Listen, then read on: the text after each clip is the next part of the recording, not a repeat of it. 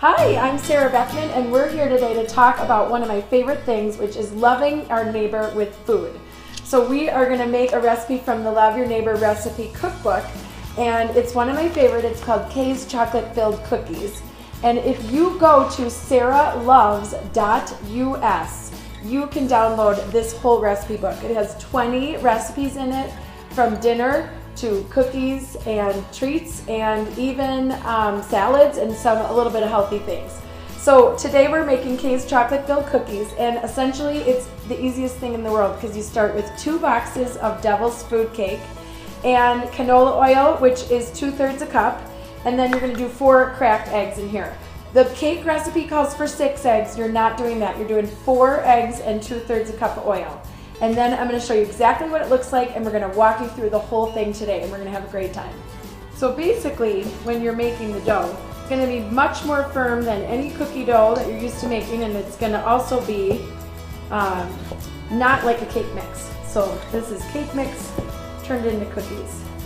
All right, we are about ready. Now the best part. Now we get to start making the cookies into round balls.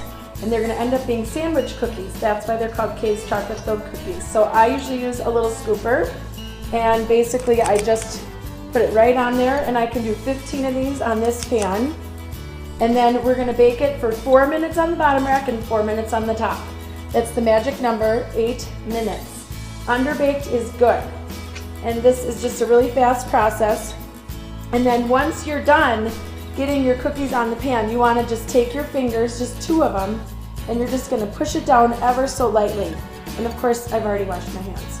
So they have to be pressed down just a little bit in order to make sure the cookie comes out just right.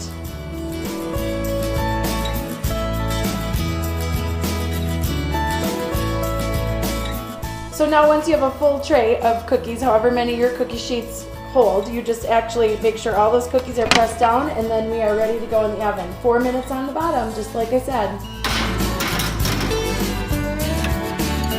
Okay, so while your cookies are baking, you're going to have your cooling rack out, and you want to maybe get started on your frosting if you have time. So the frosting is also in the cookbook, but it's basically 1 stick of butter, 8 ounces of cream cheese, 3 to 4 cups of powdered sugar, and I usually use 3.5, and a teaspoon of vanilla.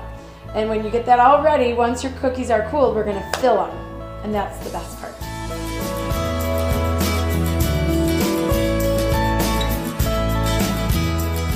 So this is the fun part. Once your cookies are out and cooled, you're basically going to play the matching game, where you match all the cookies to one that's their size. This is my daughter's favorite thing because she's very likes things that are orderly. So I have her match the cookies. So you match them up, and then you take a scooper, and you basically get a nice even scoop of frosting, and you put it right in the middle, and then you take the cookie on the top, and you just press ever so lightly, and you have something that doesn't even resemble an Oreo because it is so much better than an Oreo. These are called Kay's Chocolate Filled Cookies, and they are in the sarahloves.us is where you want to go website, and then you will be able to download for free the whole Love Your Neighbor Recipe Cookbook. This is just one of them, Kay's Chocolate Filled Cookies.